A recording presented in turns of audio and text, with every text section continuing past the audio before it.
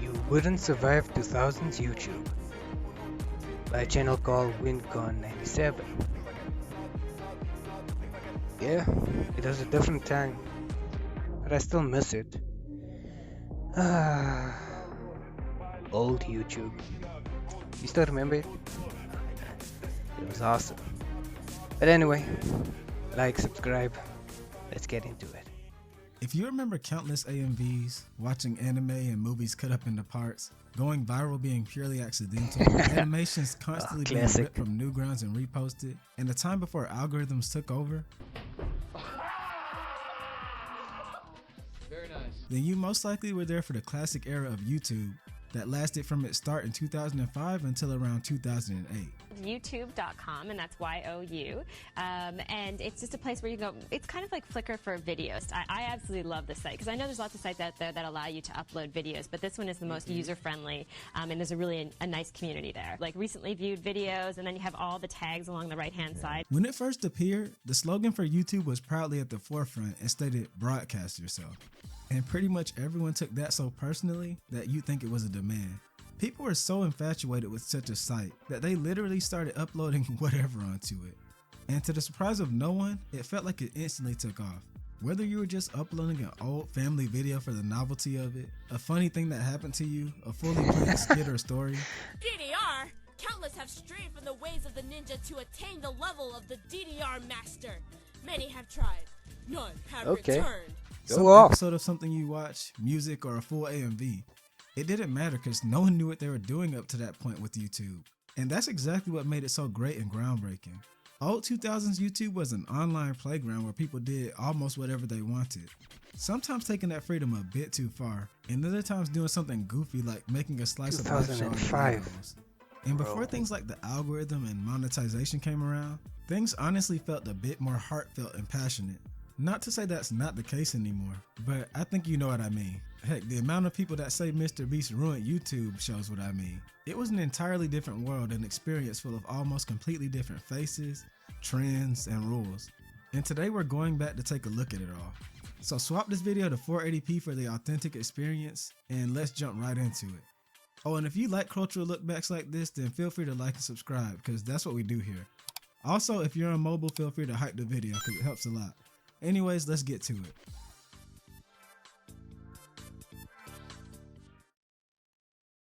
Remember when the main way to share a video clip to mass audiences was to send in a tape to some show like America's Funniest Home Videos? Well, that would all change when YouTube's founders, Ouch. Chad Hurley, Steve Chen, and Joed Kareem, realized how hard it was to upload, share, and find user-created video clips online.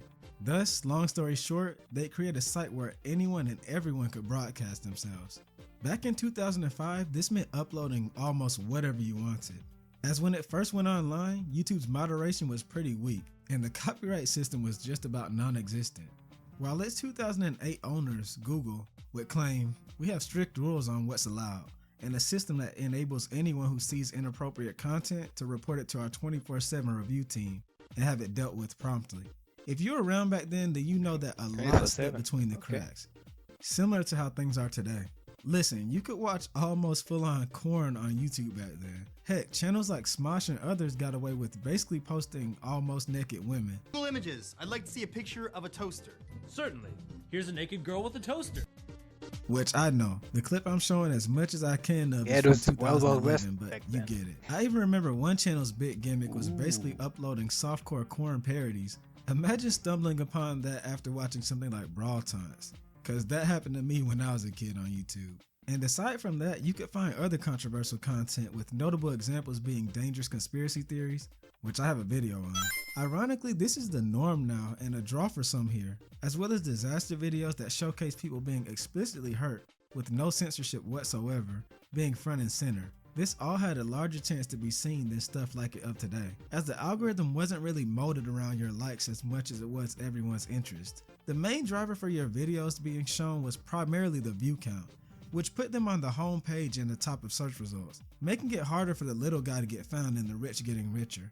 Along with this, new videos were typically recommended as well, shortly after being uploaded, as well as titles, tags, and metadata, helping them be recommended in related video sections. This set the stage for early types of clickbait, as creators realized how important keywords and titles, descriptions, and spamming uploads, and when they were still relevant, tags were. Thus, everyone would experiment with these when they really wanted something to blow up. Sometimes even having completely unrelated thumbnails before swapping them to the actual one. It's me protesting against all these assholes out there that have to make videos with the fake thumbnail picture. Now, it's mainly a lot of YouTube partners that take advantage of this because they can change that little thumbnail picture for the video.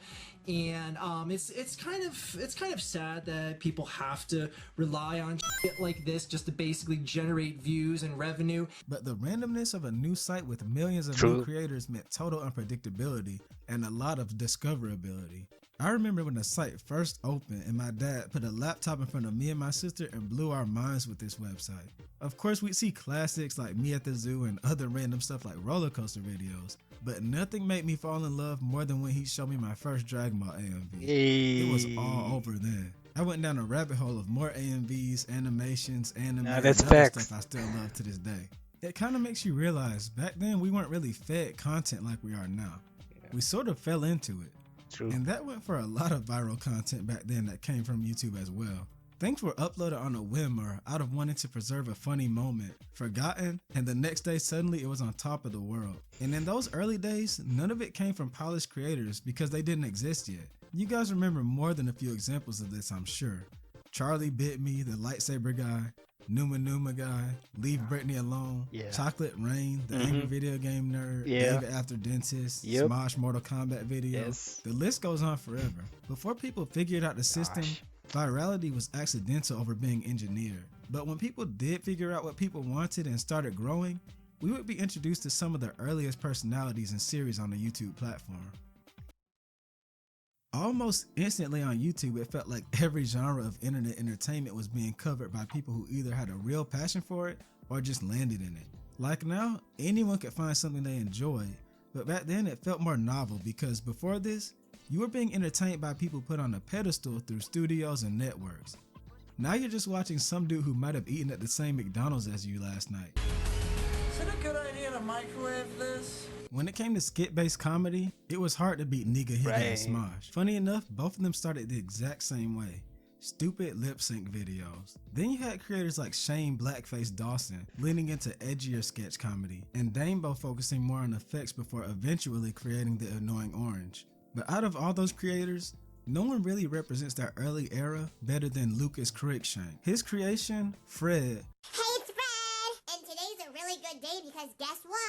I'm meeting a new friend! Was one of those loved or hated characters whose whole gimmick was just being a loud, overreacting kid with an insanely high-pitched voice. That was the joke, and going by his success, it worked. For a time in 2009, Fred was the most subscribed channel on YouTube and one of the first creators to get a legit movie deal. There were also more serious ARG style series on the site like Lonely Girl 15, a thriller series hidden under the guise of being just some girl posting on YouTube, and two equally popular avenues of content were the emerging vlogging and makeup sides of YouTube, with prominent faces such as iJustine, an early vlogger and tech YouTuber, and one we still see a lot of, and Michelle Fine, the site's first big makeup guru, being headliners of their respective genres. But as a kid, I was leaning way more into retro gaming YouTube.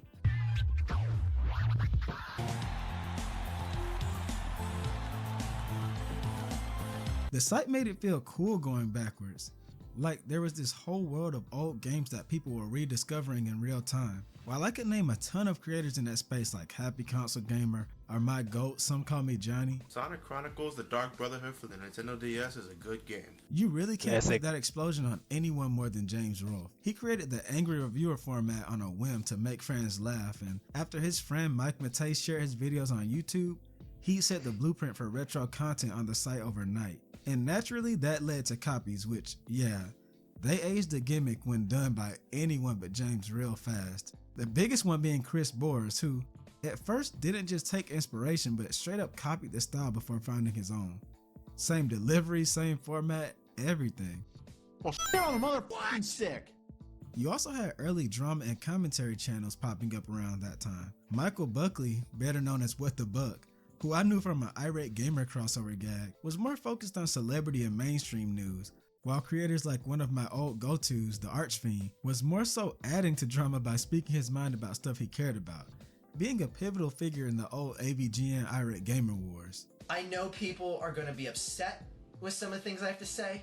I know some people are going to have clouded judgment towards the things I have to say. Heck, for a long time we had YouTubers whose partial gimmicks were just being bullies and arguing, like Blackbuster Critic, who's honestly another one of my favorites. First time I tackled 2 song facts that are on YouTube. This man would not slide today. And there's no way you can just not name the man who it felt like the platform was made for in Ray William Johnson. He was doing everything. Skits, animations, collabs with contemporaries like Daystorm, a variety clip show where he just stole a bunch of content, and something that almost every YouTuber felt the need to get into sooner or later, music. I swear to God, they were all after that iTunes bag. If you're around, there's no way you forgot this banger. Doing your mom, doing your mom. Along with his 2010s project, Your Favorite Martian. If you're on more of the nerd side like me, you probably found your way to the animation scene. Man, Stick this takes me figure back. fights, flash animations, all that. You had Ego Raptor, Ed's World, Salad Fingers, Robert Benford.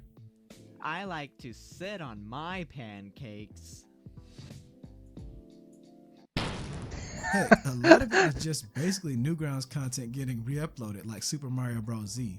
In fact, that whole side of YouTube felt like Newgrounds 2.0, down to the community, cause back then some people weren't even here for the videos, but to chat.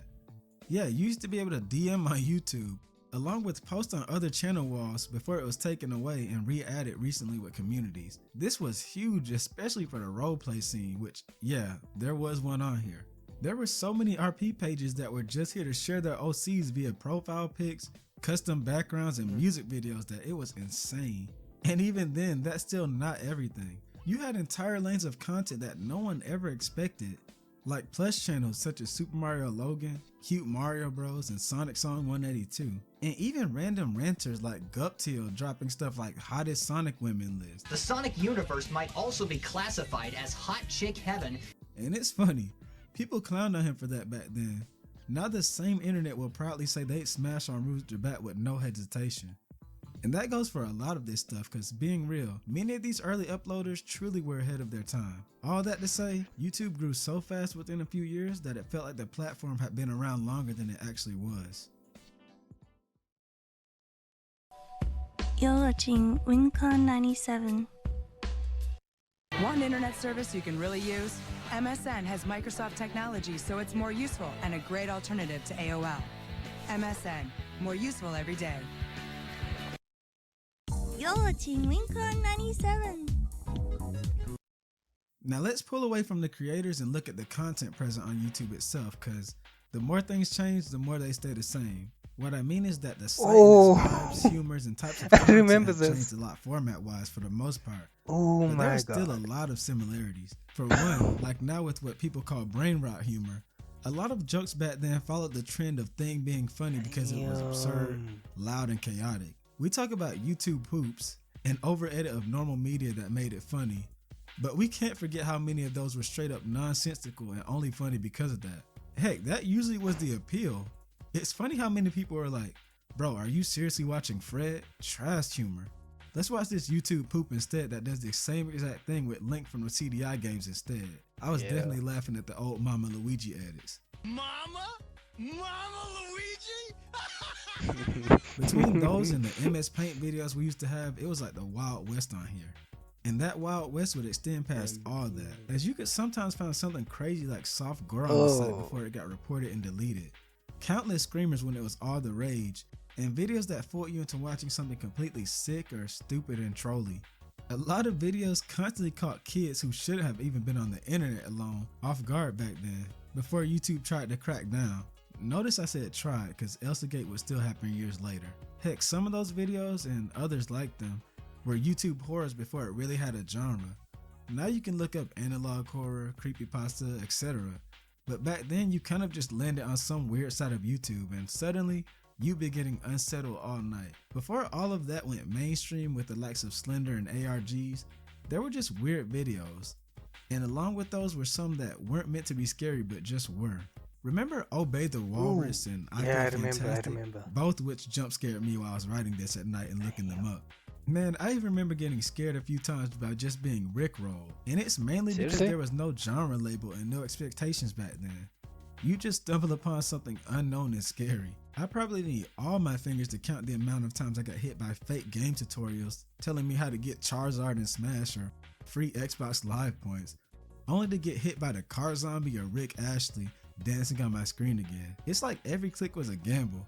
Sometimes you lost 10 minutes for nothing, and sometimes you get a little piss in your pants. Despite all that living in my memories rent-free, nothing is as nostalgic as the old piracy-filled days of classic 2000s YouTube. The days when we were all watching shows, movies, and anime on the site for free. I bet a bunch of you from the old guard before the anime boom found out exactly what anime was from being on the site back then. Haruhi Suzumiya, the Dragon Ball films, Naruto Shippuden, Powerpuff Girls Z, and so much more on here hit super different.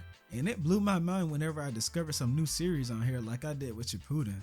You remember watching every series chopped up into parts in 240p? Man, those were good times. YouTube felt like a pirate site disguised as a video platform, making piracy completely normalized. And that carried over into the fan culture side of it all. It cracks me up that nowadays kids classify these as edits when they're just AMVs, man. That was such a big part of YouTube back then, especially for anime and video game fans, and we used to eat them up.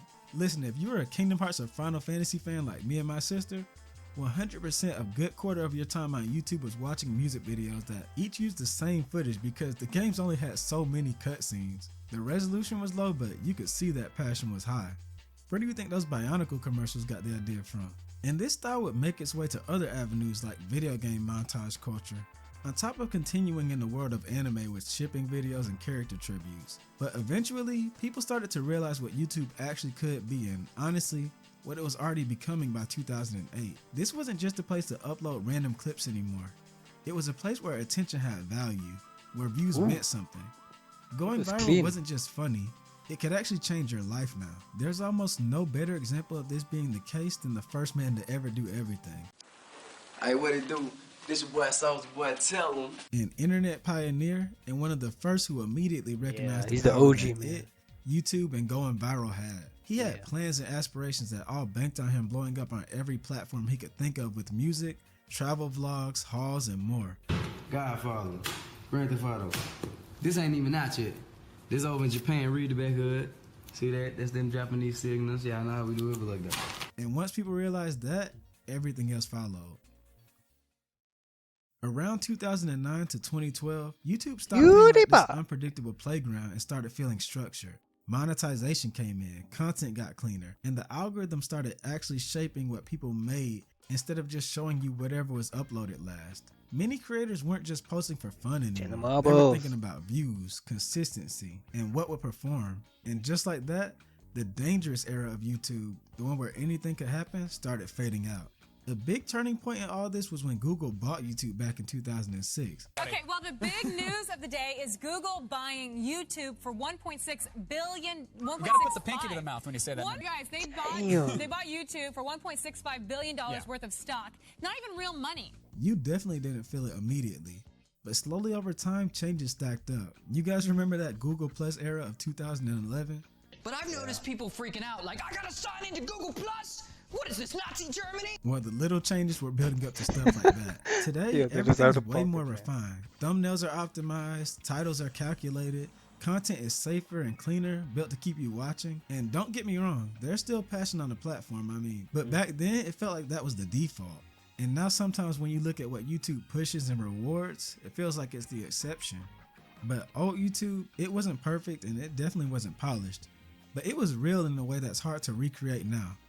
It felt like every day might present you with something new, a new experience back then. And even though the platform's bigger and more refined now, there's something about that early chaos that you really had to just be there for. So what do you think? Do you miss old YouTube? And did I miss any videos or creators that you felt need to be mentioned? Let me know in the comments below and tell me anything else that resonated with you here. If you enjoyed, please like and subscribe. Hopefully. No W video by WinCon97.